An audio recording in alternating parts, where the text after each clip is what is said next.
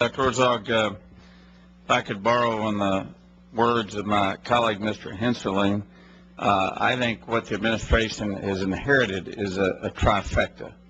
A trifecta that is the result of 8 years of Republican trickle-down deregulation ideology that led to, first, the largest deficits in American history, second, to the worst job loss since World War II, and thirdly, to the potentially the largest, longest, deepest recession since we've had since the 1930s.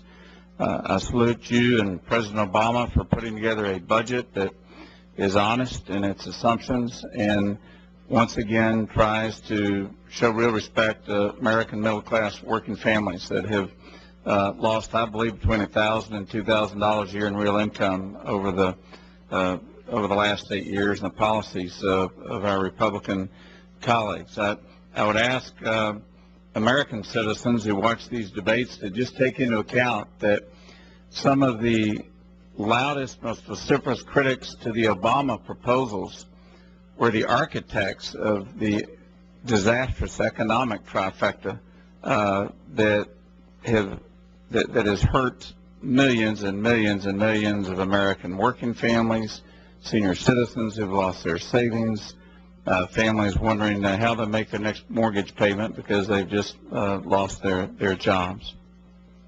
I also want, as chairman of the Appropriation Committee that funds veterans, I want to salute President Obama for something that the press has paid very little attention to.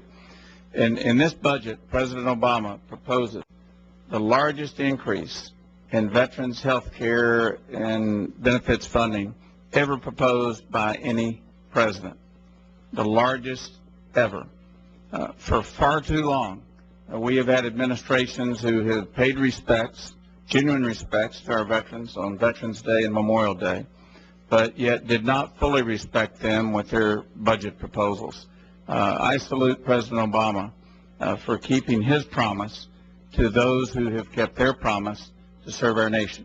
And because of the $25 billion increase over the baseline over the next 5 years proposed by the President, more veterans will receive VA care, including a lot of middle-income veterans and lower-income veterans who've been locked out of our VA hospitals because of the previous administration's arbitrary cap on income eligibility for VA care.